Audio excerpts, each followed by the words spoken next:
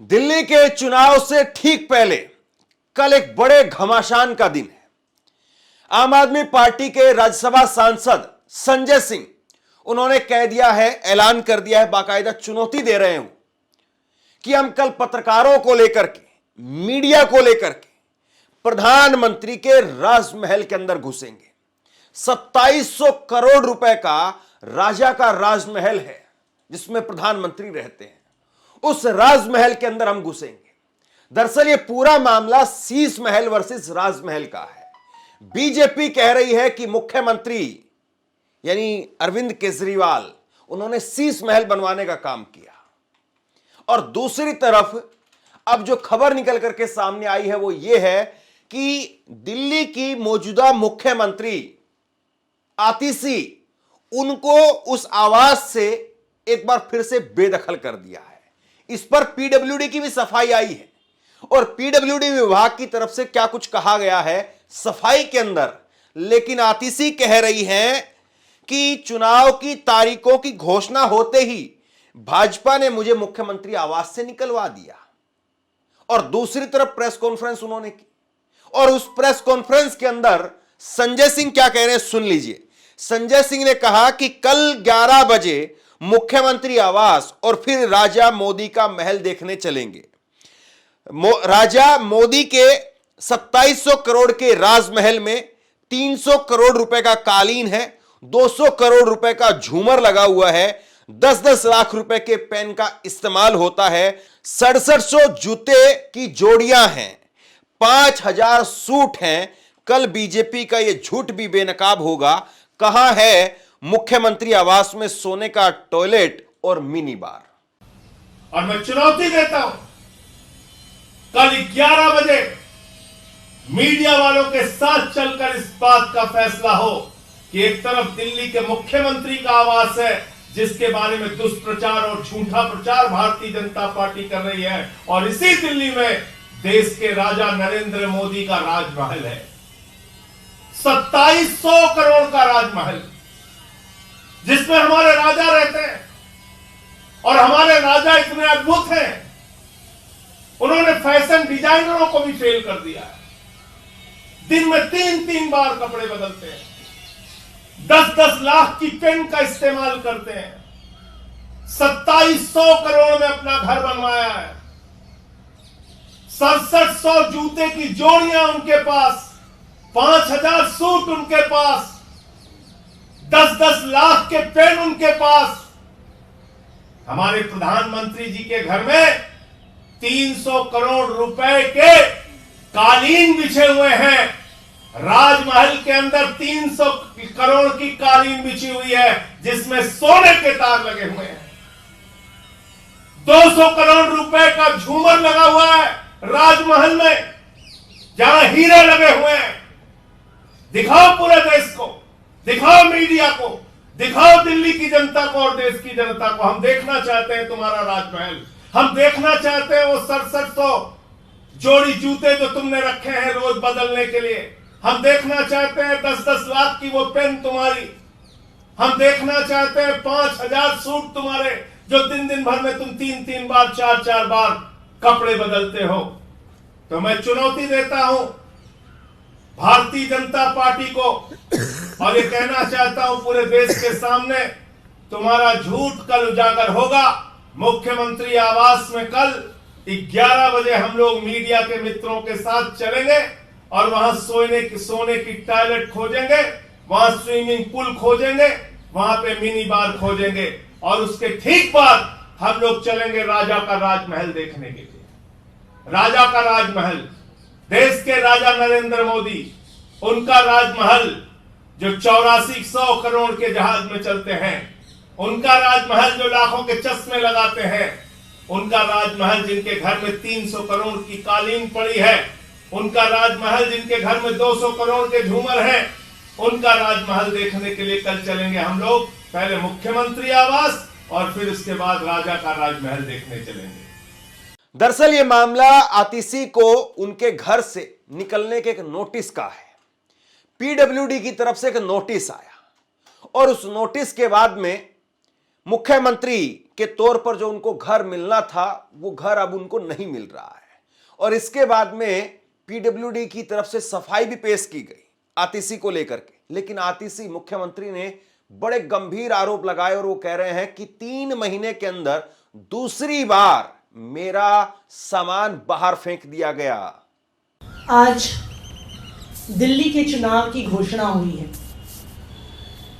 और दिल्ली के चुनाव की घोषणा जिस दिन होती है उससे पिछली रात को भारतीय जनता पार्टी की केंद्र सरकार ने जो मेरा सरकारी आवास है, जो मुख्यमंत्री आवास है, जो मुझे अलॉट हुआ है मुख्यमंत्री होने के नाते,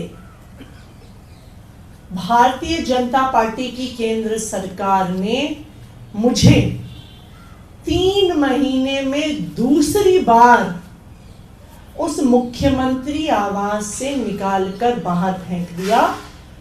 चिट्ठी भेजकर मुख्यमंत्री आवास का अलॉटमेंट कैंसिल किया और मुख्यमंत्री आवास एक चुनी हुई सरकार की चुनी हुई मुख्यमंत्री से छीन लिया। 3 महीने पहले भी इन्होंने यही किया था।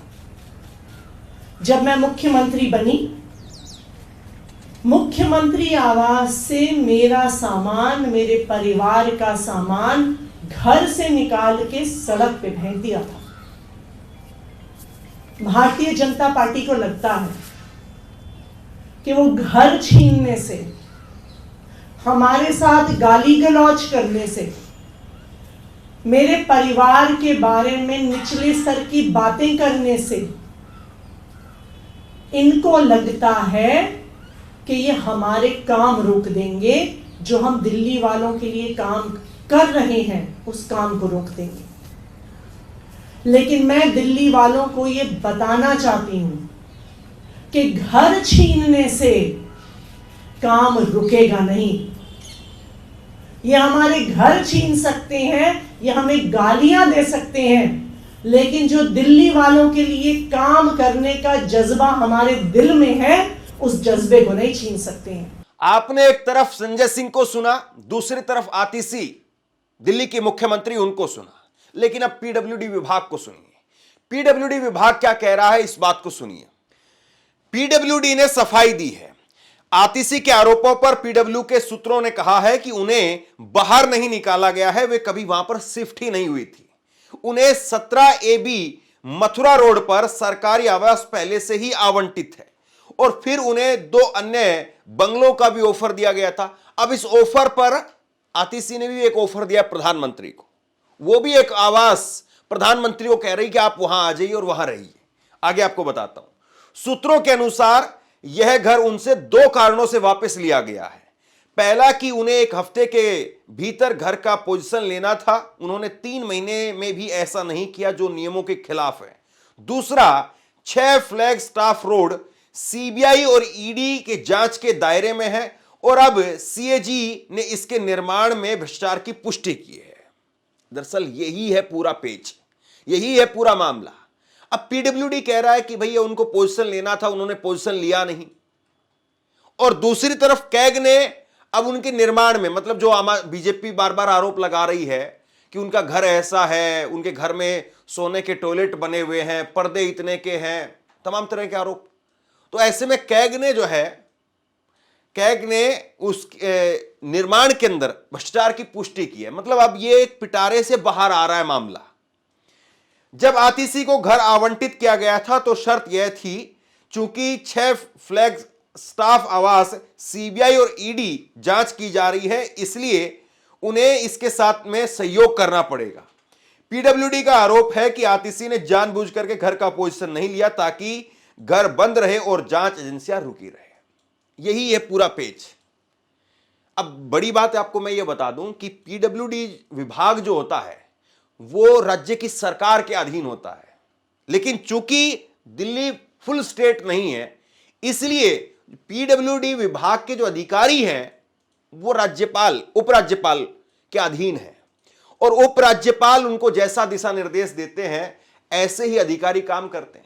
और इसी तरह से जब वो 2100 रुपए महिला सम्मान योजना की बात आई थी, तब भी महिला विभाग के अधिकारियों की तरफ से ही एक अखबार में विज्ञापन निकलवा दिया गया था।